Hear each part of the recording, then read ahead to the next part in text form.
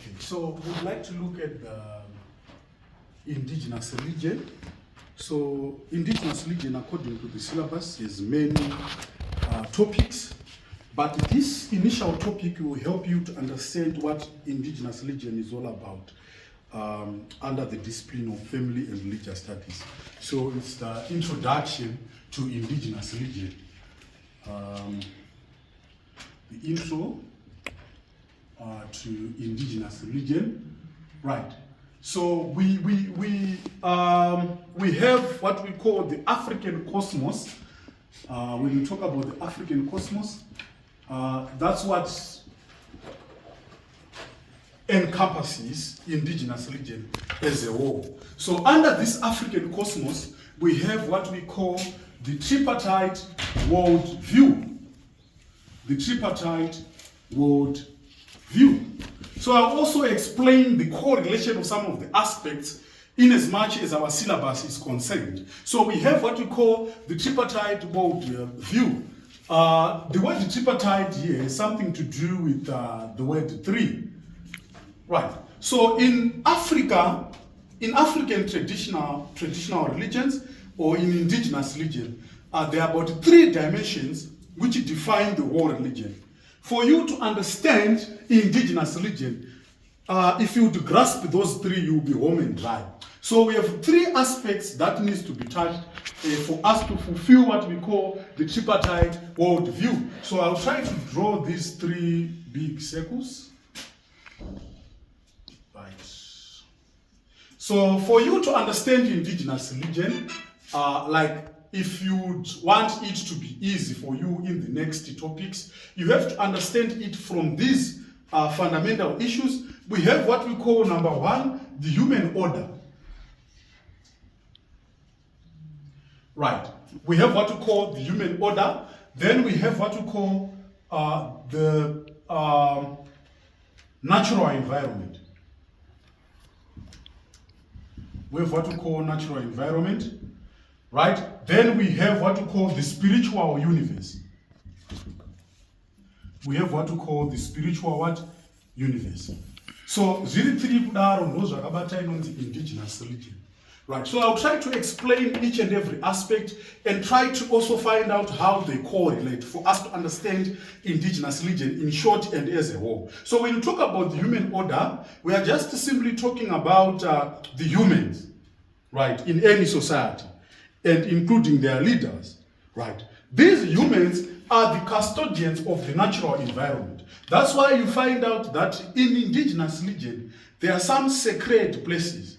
They are sacred in the sense that they believe that the spirits, right, live in the natural environment. That's why there are sacred mountains, there are sacred rivers, there are sacred or respected forests, there are sacred like shrines as well, right? So it needs the human order to respect them. Why? Because they are spirits which live in the what? In the natural environment. So there is what we call cosmic harmony. Cosmic harmony. Cosmic harmony means that the humans must be morally sound. The humans must follow the laws of the land, the rules of the land, so that they can get each and every benefit from the natural environment. The natural environment even provides them with the what? With the food. That's where they even do their farming. That's where they even do their mining. That's where they even do their what? Their hunting as well. So for cosmic harmony to be achieved, there must be a respect of the natural environment. That's why we have aspects to do with totemism. We have taboos which are there to protect the what? The natural environment. And you know, when you talk about totems, the totems are symbolic animals which are found in the natural environment, but they have a significance to the what? To the human order.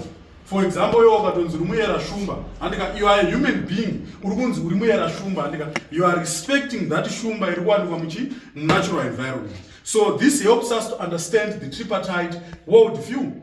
So a human order no vanhu ndo vanoita zvekuzopira mudzimu, zvekunamata nekuita sei vari vanhu in their what? In their physical realm. Right? then the natural environment is protected or is taken care of by the human order. You get the sense? And the natural environment also takes care of the human. So it's sort of a cycle. Then when you talk about the spiritual universe is very important. That's where we find the aspect of the spirits. Because the indigenous religion is a highly spiritual religion. That's where we find even God is found under the spiritual realm. But this God is not venerated directly without the involvement of what we call ancestral spirits. So there is the existence and functions of spirits in indigenous religion. Some spirits are good, some are bad. It's something that we're going to look at in the next lesson, like we have to touch on each and every spirit. But God is worshipped through what we call ancestors. Ancestors were once humans. They are what? They are bilingual. They understand the language of those who are in their human form and with those who are in their what? In the spiritual form. So besides the ancestral spirits, we also have the alien spirits, what we call Mashawi Shona, alien spirits, and also avenging spirits or Ngozi spirits. So many religious scholars say that the spiritual universe is the axis of the what? Of the indigenous religion. Like the indigenous religion is mainly controlled by the spirits. For the humans to survive well, they need the guidance of the spirits.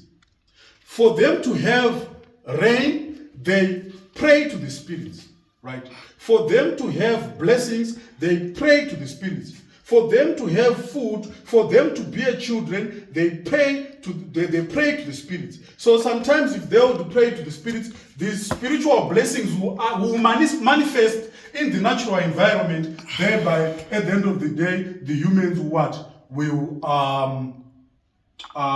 benefit. So there are some later topics in the syllabus, like the topics of symbolism, the topics of what? Totemism, topics to do with the nature, right? Kinship with nature, right? And even if you would talk about the aspect of Ubuntu, right? Because kantuta nyaya Ubuntu kakuti vanhu vari humans vanofanira kunge vaine hunhu. Because vanhu vakawane hunhu zvinobhilivha kuti ndokuti mvura inai, ndokuti mablessings ave aripo. So that's the relationship between the human order, the natural environment, and the spiritual universe. I hope it helps you to understand the whole concepts. Thank you.